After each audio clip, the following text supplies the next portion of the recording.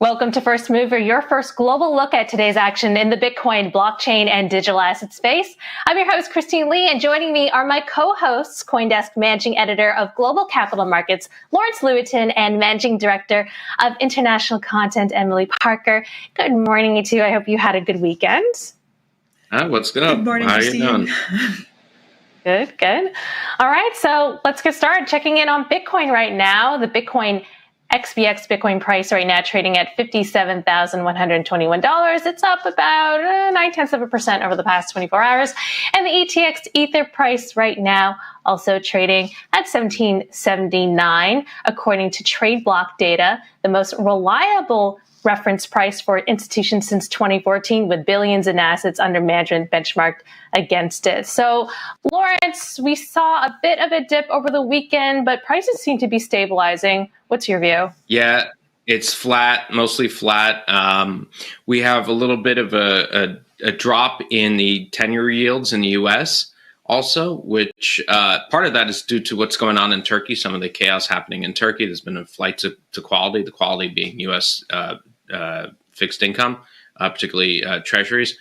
The president of Turkey basically fired the it's not that funny, but he fired the central bank chief because the central bank chief wanted to keep rates high, and President Erdogan doesn't believe that high rates. He believes high rates create inflation rather than curb it. He's a politician, so there was a drop in U.S. yields, but overall that's it. I mean, for those people who are watching yields and comparing it to Bitcoin, right now it's just been pretty quiet. All right. And Emily, we are also hearing from a G7 financial watchdog looking into regulating DeFi and NFTs. What do we know about that? Yeah, so we're going to get into that more later. But one of the big questions people have been asking is, when are NFTs and DeFi going to get on the radar of global regulators? And that appears to be happening as of Friday. The Financial Action Task Force has sent some signals indicating very clearly that they are looking at decentralized exchanges and also NFTs. So we will get into that in more detail later on the show. Yeah, excellent. Yeah, we'll have that with an interview with the consulting group.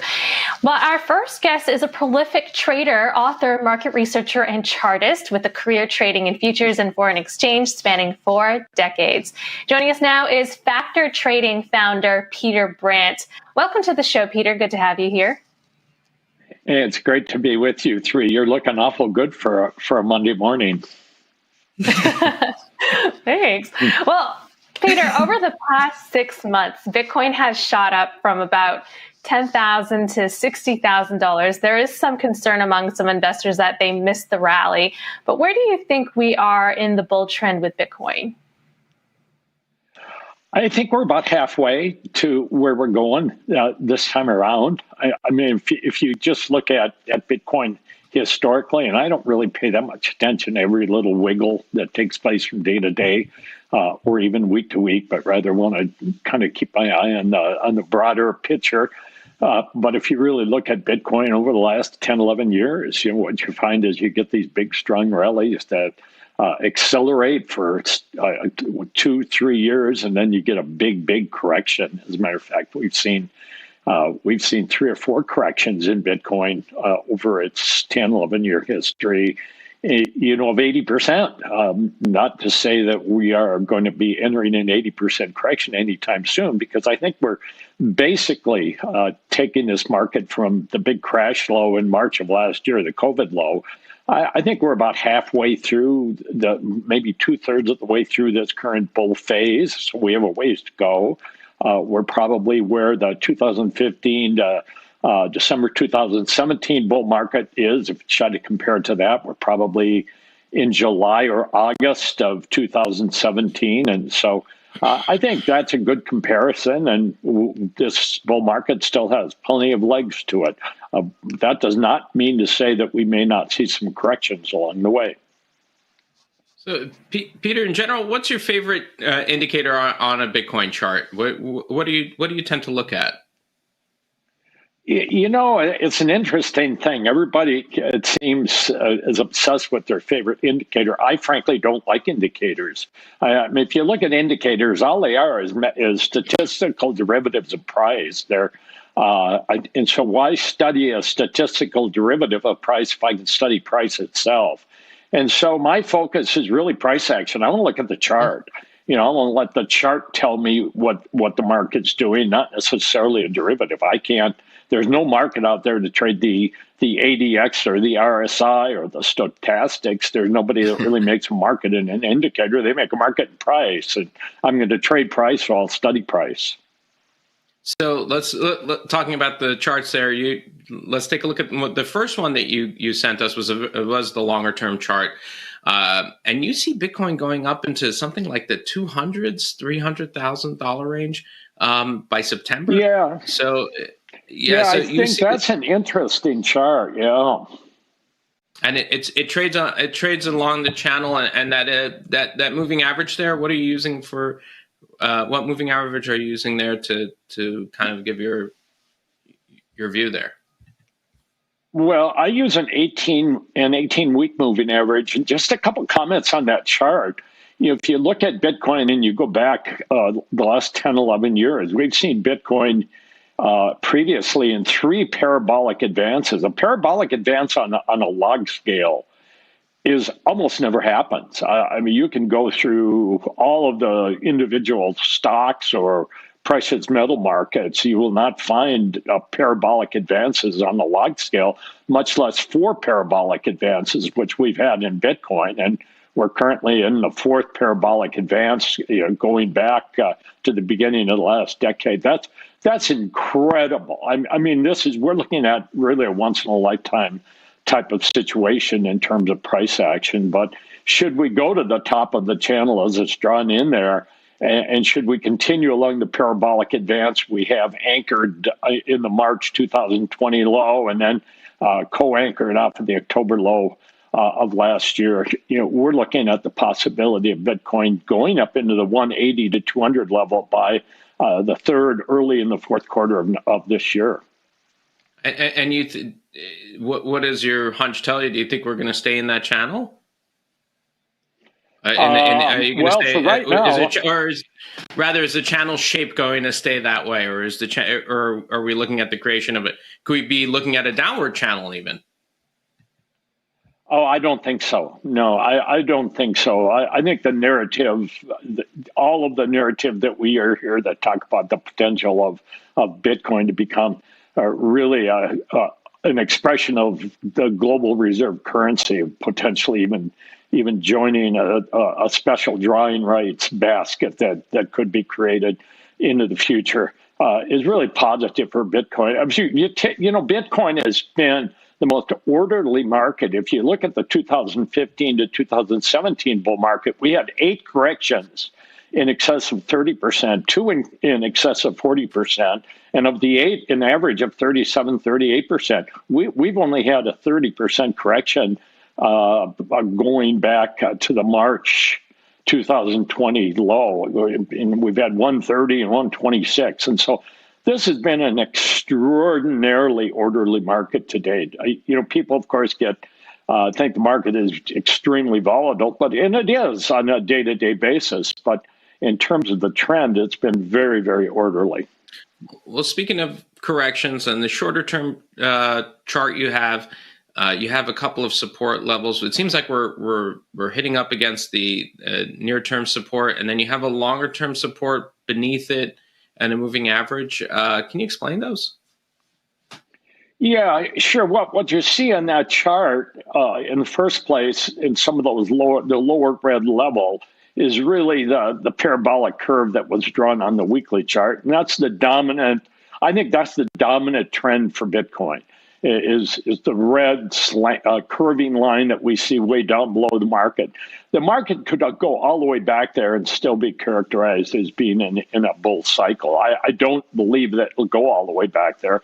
But even within a parabolic advance in the market, you have stages of parabolic advance. You can have a dominant parabolic advance on a weekly chart, then you can have a secondary parabolic advance on a daily chart, or even an intraday chart. And what you see in the green line there is basically the steepest parabolic advance that we currently have on a daily chart that anchors back at the October 2020 low.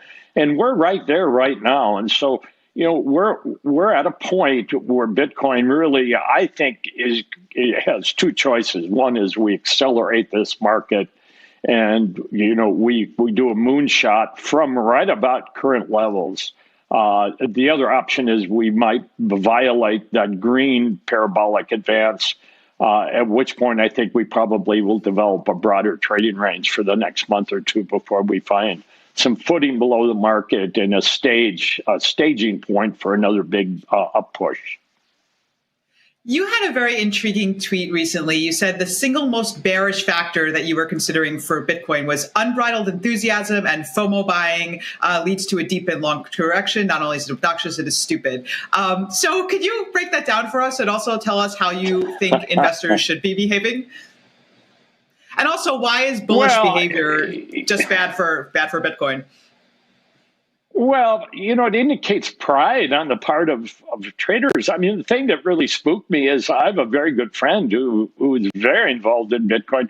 He's a conservative guy. I mean, he's a very calm trader. He goes about the business of market speculation in a business-like manner. And all of a sudden, I notice his Twitter picture has laser eyes on it. And I sent him a direct tweet and said, please, Jeff, don't do this. This scares me. We're in for trouble when guys like you start having laser eyes on your Twitter feed. And, that's just a sign that it's unbridled. It's almost obscene. And you start to get people that are so excited that all of a sudden you look on a Twitter feed and everybody's got laser eyes. That's about the time that you probably know that the market has to dish out some discipline to the people that are more likely to have larger positions than they really need to have. Was that Jeff Gunlock? Peter, I wonder if this is... What was that? Was that Jeff Gunlock? No, it was another. It was Jeff Ross. So yeah. Okay. Peter, I'm just wondering. You also tweeted 50-50% or 50-50 chance that Bitcoin will go to 0 or 1 million. Is that related? Well, no. I mean, if you look at really the bigger narratives of Bitcoin, I mean, the people who are betting long term on Bitcoin really are betting that Bitcoin takes a place within the network and the structure of global reserve currencies. It becomes money. And in fact, that's what we seem to be having right now is Bitcoin is really taking it's taking a role as legitimate money, as a form of store of wealth and also a medium of exchange in terms of international commerce.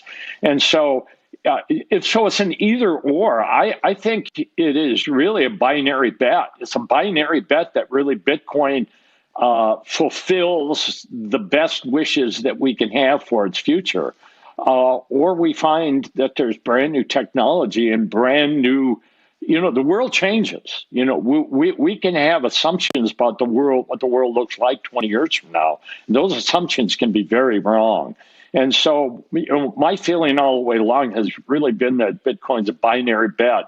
It'll become the best of what people really want it to become, or it'll become nothing. I hate to refer to Bitcoin as a pet rock or a beanie baby, but the reality is I don't think we just continue to trade the way it's traded. It really will fulfill the prophecy of what the biggest bulls, the maximalists, have to say about it, or it will, somewhere along the line, the whole concept of cryptocurrency will morph into some other technology. You've also mentioned other coins like XRP and LTC. Are there any other coins out there that you think are underpriced or that people should be paying more attention to than they are? Well, it's faddish.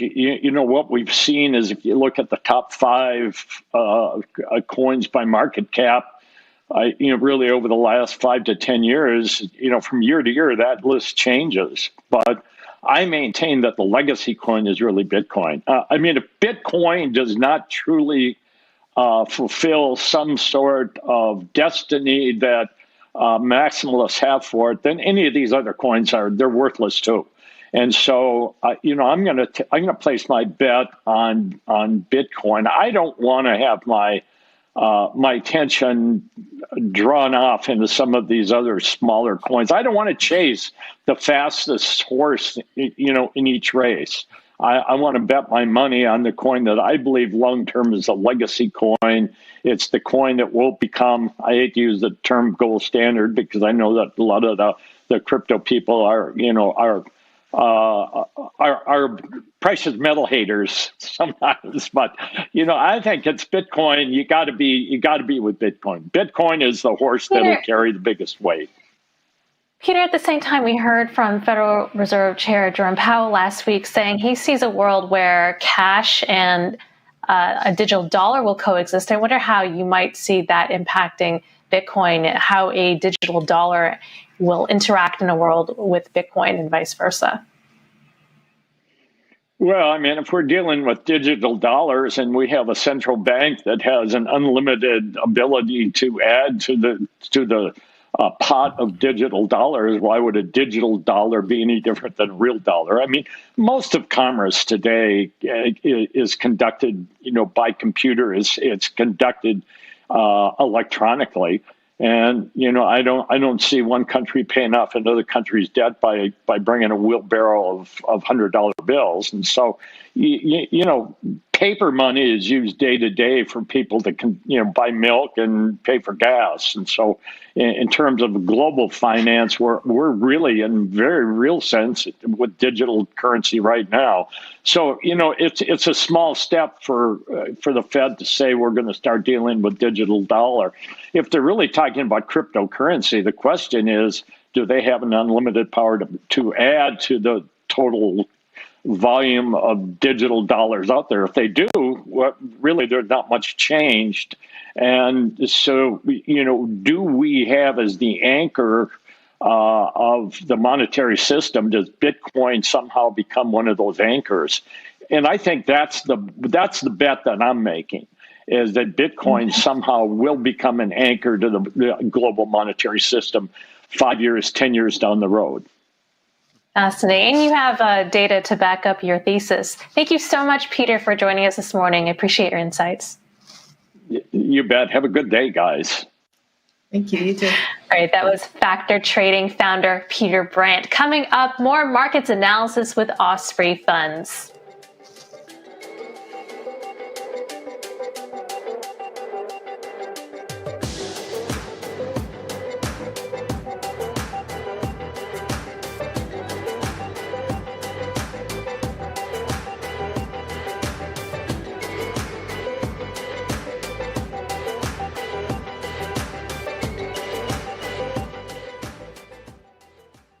Welcome back. All right, checking in on Bitcoin. Right now, the XPX Bitcoin price trading at 57,160. Bitcoin is up about 45 basis points over the past 24 hours. And the ETX Ether price right now trading at 1783. It's pretty much trading flat right now, according to trade block data.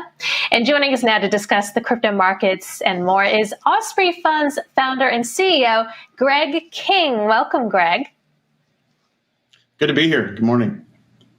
Good morning. All right. So Osprey Funds recently announcing its separation from its parent company, Rex Shares. What does this mean for investors? Why go this route? So we did this for a couple of reasons. We set up Osprey Funds a couple of years ago, seeded our Bitcoin trust, OBTC, that began trading a few weeks back. But just last week, we announced that we would be spinning off Osprey as a standalone company. Really simple for two reasons. Number one, the growth potential ahead of Osprey as a digital asset investment company is absolutely huge. We've tripled the team in the last 6 months. We have a lot of work that's going on behind the scenes to issue new products down the road. And so we wanted to just position for that growth. Number two, we wanted to be a pure play. So very few investment managers are pure plays in terms of focus on digital assets. You have a lot of filers for the Bitcoin ETF, for example, who may not be specialists in crypto, and we want to provide that service to investors. We want them to know that when they come to Osprey, they're going to have a deep bench. They're going to have people who are living and breathing digital assets, cryptocurrencies, and know what's going on. So we're excited about the new our new life. Yeah. Osprey Bitcoin Trust launched in February. It has 150 million in assets.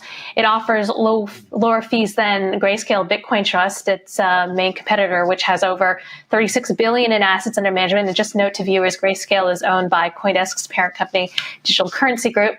But I wonder, Greg, do you think the market out there is too saturated? We're seeing quite a few funds open up for Bitcoin. Yeah, I think that, Grayscale was obviously very early to the market. And in the U.S., where a Bitcoin ETF has not been approved yet, a lot of assets went into the trust structure. I think you could almost call that the first inning. I don't think demand for a Bitcoin exchange-traded product is saturated yet at all. But the trust structure is going to morph. I think it's going to move into an ETF. That's our focus. My background is with ETFs and other exchange-traded products. I've launched over 100 in my career. Do you plan to register a Bitcoin ETF? We will let you know as soon as something like that has been done, if it's been done. But we are very focused on, bringing out the best type of product for investors. And there's really no question that if an ETF is approved, that will be the best structure because it allows for free flowing capital. And that's what's missing in the current construct. In the meantime, the Osprey Bitcoin Trust does have the lower management fees. Our service providers, we partner with Best of Breed, Fidelity as our custodian, for example. And we think, we're hearing a great response from investors. But it will be interesting to see how the next phase plays out. Greg, you have all these companies now putting Bitcoin on their balance sheet. Do you see them as a competitive threat?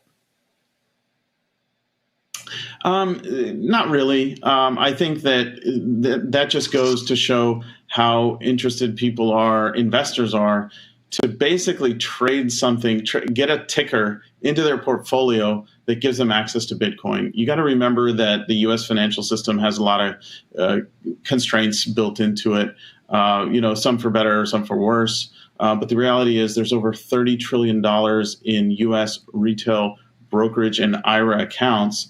And a lot of those folks don't want to pull money out and go buy Bitcoin on an exchange, keep it on a ledger or something like that. Lots of people do, of course, and that's absolutely fine. A lot of other people, though, similar to the evolution of gold ETFs back 15, 17 years ago, people wanted gold coins, but then other people said, just give me some kind of exchange traded product that gives me that access.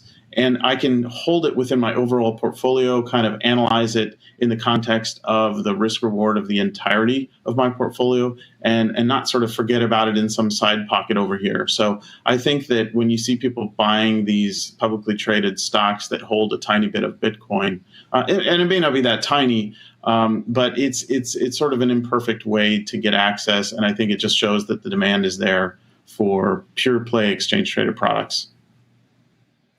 So various people have indicated that on the show, at least, that one of the main concerns about Bitcoin going forward is overregulation, or the government kind of overstepping its bounds. Do you have any regulatory concerns, or just anything on the horizon that you think could potentially affect this market in a negative way?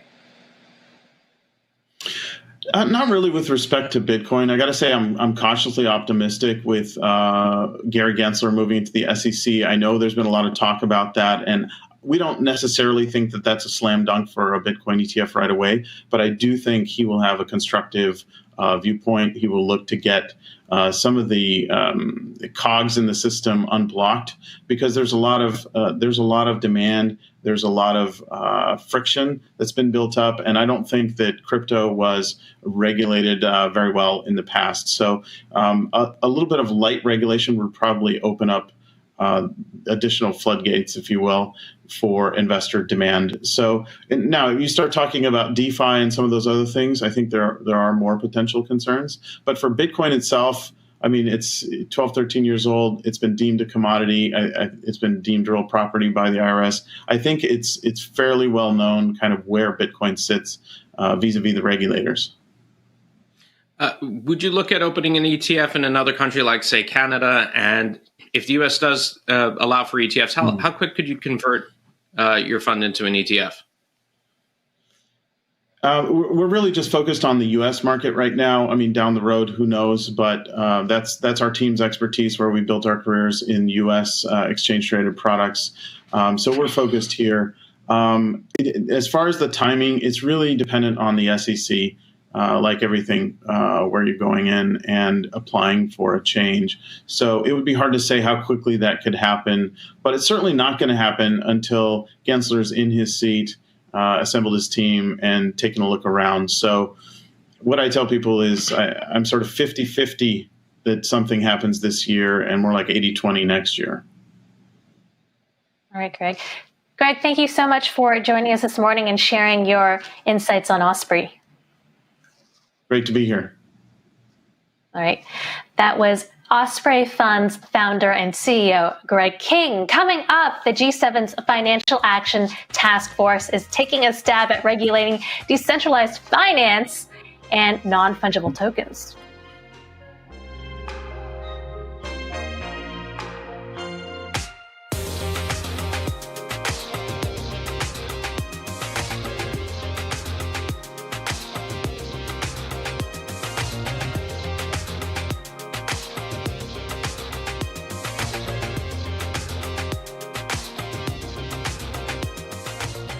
Welcome back. All right. The Financial Action Task Force, a G7-backed anti-money laundering group, has their sights set on regulating DeFi and NFTs. Joining us now to discuss is XReg Consulting Senior Partner Siân Jones. Welcome, Siân. Hello there, and thank you for having me on the show. Great to having you. All right. So the FATF is clarifying its wording on decentralized exchanges, which power DeFi platforms and apps. They are also making a careful change of terminology to put NFTs within the scope of anti-money laundering rules. But what exactly did they do here? Well, the FATF is an intergovernmental organization, and it sets the standards for globally for anti-money laundering, countering terrorist financing, and so on. It made clear at the end of 2018 that virtual assets, as it calls them, crypto assets, however you want to describe them, fall within the orbit of FATF's existing AML rules, the standards that it sets for countries. And that means basically that countries had to bring them within their regulatory frameworks. In 2019, it published a set of guidance, quite extensive. I think it was about 50 odd pages, that set out exactly what its expectations were of countries and what countries would have to do in relation to virtual assets and the service providers. They call them virtual asset service providers, VASPs. That guidance is just being updated, just being revised. And last Friday, FAT have published a draft of its updated guidance and put it out for public consultation. It's clarified a whole load of stuff and tried to make clear what its intentions probably were all the time. So I wouldn't necessarily characterize a targeting so much of DeFi and DEXs, or indeed of other related areas around P2P transactions or unhosted wallets, which it's also done, but rather a clarification which basically makes clear there are no gaps, that everything somehow falls into place somewhere in that AML regulatory regime. Okay, Siân, but DeFi activities are permissionless and censorship resistant, which promotes financial inclusion, but bypasses traditional finance's maze of regulatory verification systems. So how do you make DeFi compliant so that they fit decentralized models without exposing personal information and things of that nature?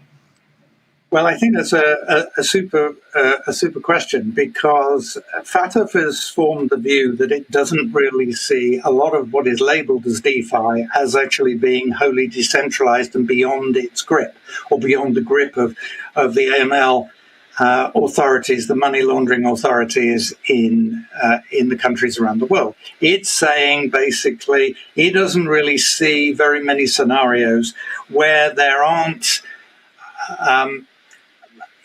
parties who have some influence at some stage, who have some involvement, if you like, in either coding or deploying code, or in some way make money from, or have the opportunity to profit from the deployment of DeFi platforms. And therefore, it's saying that in those circumstances, it's really clarifying that in its eyes, there aren't very many things that you could say are wholly decentralized. If there's somebody in there, somebody to complain about it, there's probably in their eyes somebody that ought to be regulated. I guess the larger question is that will regulating DeFi actually be effective? It seems like there will probably be a lot of ways to find workarounds or slip through. I mean, can DeFi and DEXs actually really be effectively regulated? First thing to say is folks like the FATF don't look to regulate platforms. They don't look to regulate technology, I should say. Perhaps that's clearer. What they do look to do is regulate functions, people who intersect, who interact with those platforms.